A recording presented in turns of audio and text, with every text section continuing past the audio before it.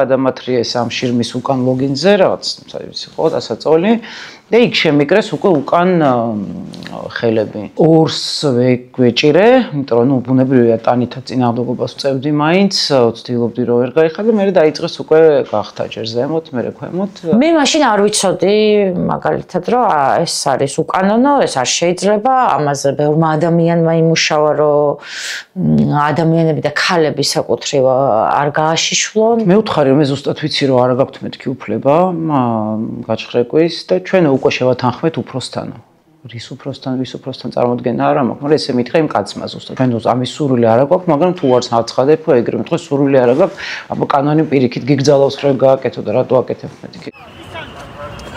ლაკა დააკავეს ზებრაზე დგომის გამო, იმიტომ რომ ზებრაზე გადაადგილდებოდა. არა უშავს. ზებრაზე დგომის გამო. სულთან არის. გაგიჟდი. ვარ გაგიჟდი. Forma 12 იანვარი იყო რესტორან ბაბილოსთან ცნობილი აქცია მიმდინარეობდა მოსამართლეების საახალწლოზე იმის ჩასაშლელად ძალიან დაღლილი ვიჯექი ჩემ მეგობრებთან ერთად და მოვიდა პოლიციელი ერთ-ერთი პოლიციელი და ჩემ მეგობრს რომელსაც ფეხი ედოკებოდა უთხრა რატო კიდევს ფეხიო და მან უთხრა როგორ რას ქვია რატომ იტოს არ შეიძლება ფეხი რა დავდო და ამ პოლიციელს ვუთხარი რომ რატომ ელაპარაკებით ჩემ მეგობრს ასე თქვა აი ეს იყო ერთადერთი რაც ვკითხე და რატო ელაპარაკები კი რა გაითრიეთ ახლა აქედან და კრა ხელი. Всё, ამის მე ვერავინ ვეღარ დავინახე, იმიტომ რომ სადღაც 7, 8, 10 არ ვიცი რამდენი იყვნენ. პოლიციელი აი ეს მიმათრევდა, რაღაც მომენტში იმდენად არის არ ყოფნიდა რომ გულწამევიდა. ზებრაზე დამაკავეს, ანუ აბსურდია, ზებრაზე მისყუდავდნენ გადაადგილებას და რაღაცეების ხელმოწერას ითხოვდნენ ჭხრეკას და ასე შემდეგ და მე მარტივად ვუთხარი რომ აბსოლუტურად არაფერში არ გეთანამშრომლებით და რა ვიცი თქვენ რაც გიდათ ისქენით, მაგრამ მე თქვენ პოლიციად არ გაღიარებთ, იმიტომ რომ ხართ რუსები და ამ შვიდათ უთხარი ესა. ეხა გიჩვენებს ერთსო და მოიტანეთ ბორკილებიო, ბორკილები რომ მოიტანეს წინ გავწიე ხელები, არა წინ არაო უკანონ, კი ბატონო მეთქი.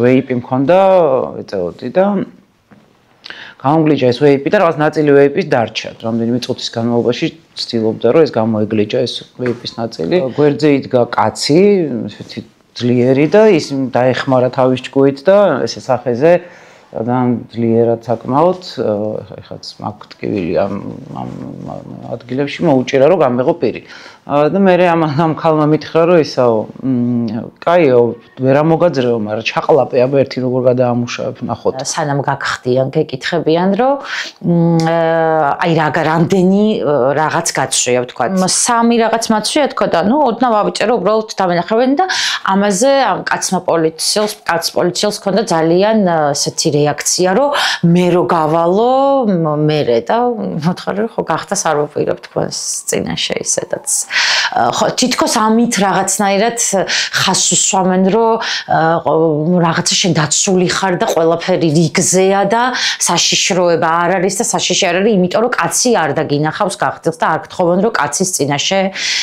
გაიხადო თუმცა ეს არაფერს არ ცვლის ცხადია იქ რო შევედით მითხრეს რომ უნდა გამჭხრიკონ მე მივაწოდე პიჯაკი და მითხრა რომ არა უნდა სრულად გავჭხრიკოთო მე მახსოვდა რომ რაღაც სრულად გაჭხრეკვა ეს ზუსტად არ ვიცოდი ამ პრაქტიკის შესახებ მაგრამ წარმოვიდგინე რომ რაღაცა სხვა იყო სხვა რაღაცას გულისხმობდნენ და მე ვთქვი გამორიცხულია მეთქი მომკიდა ამ სამ ესე იგი ორი პატრული და ერთი ამ იზოლატორის თანამშრომელი ну მომერიან ბუნებრივია გადამათრიეს ამ შირმის უკან ლოგინზე რაღაც ის იყო დასაწოლი და იქ შემიკრეს უკვე უკან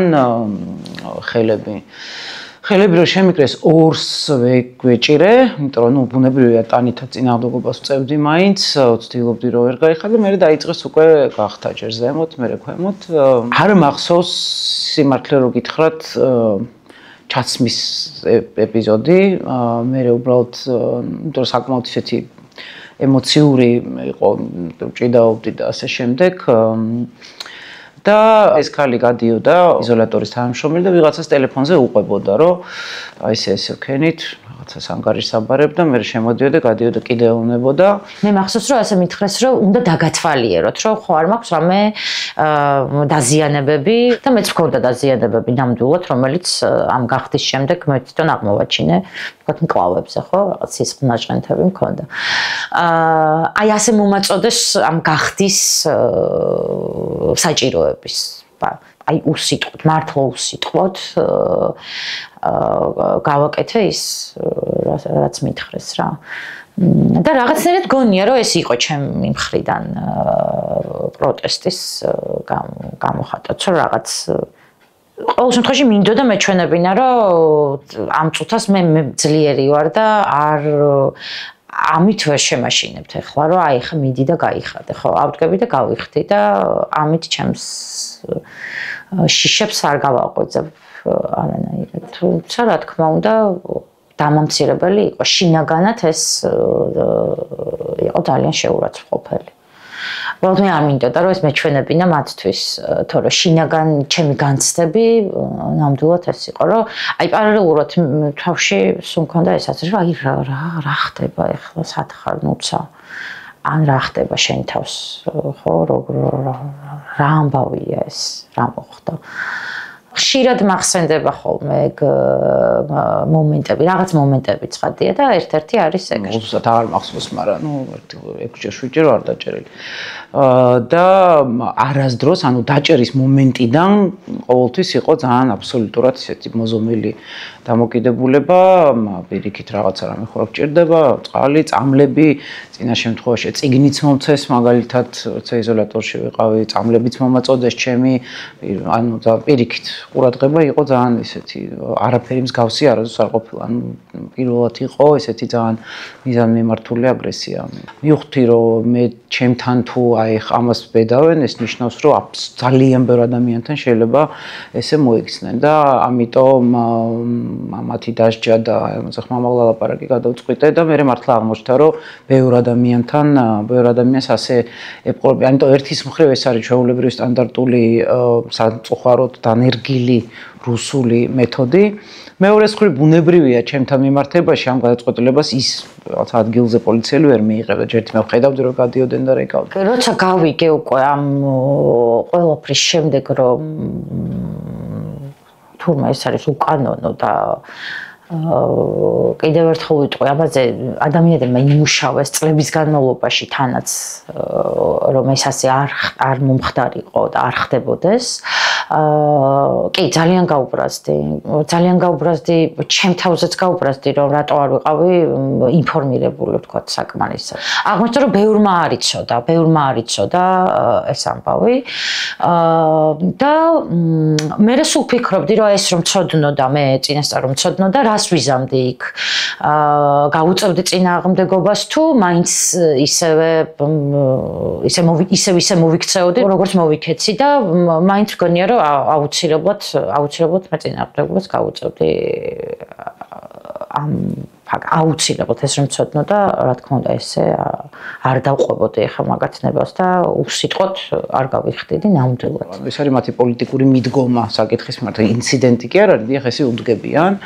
მე დინარაძეც საკმაოდ ცინიკური იყო და მე ჟურნალისტები მომიქციეს იმედის და რუსთავი-2-ის რომლებიც იძახდნენ რომ რატო არ ითხოვ კადრების გასაჯაროებას თუ რაღაც სიკიჟე აბსოლუტური. სისტემა აიძულებს ამ სისტემის ნაწილი ვინც არის, ხო? თანამშრომლებს ასე ვთქვათ. მათაც აიძულებს, მათაც ამყოფებს იმავე მდგომარეობაში, რა მდგომარეობაშიც მათ უშუალო მსხვერპლებს, ხო, ვინც მათ მტრად არის გამოცხადებული და ვისაც ამ ხერხებით ებრძვიან. ვისი ხელითაც ებრძვის, ისინიც მსხვერპლნი არიან აუცილებლად. თუმცა ეს არ ნიშნავს იმას, რომ მათ მიმართ ახლა მე რაღაც სიბრალული მაქვს და ამიტომ ძალიან ჰუმანურად მინდა რომ დაველაპარაკო მათ. უბრალოდ მათ ისინი რაღაც მომენტში აუცილებლად მიხვდებიან, რომ ისინი პირველ რიგში თვითონ არიან მსხვერპლი აი ამ ქმედებების, რასაც ისინი ჩადიან დავალებით. ზოგს შეამოვნებს ალბათ ეგეც არის და ძალიან ბედნიერიც არის.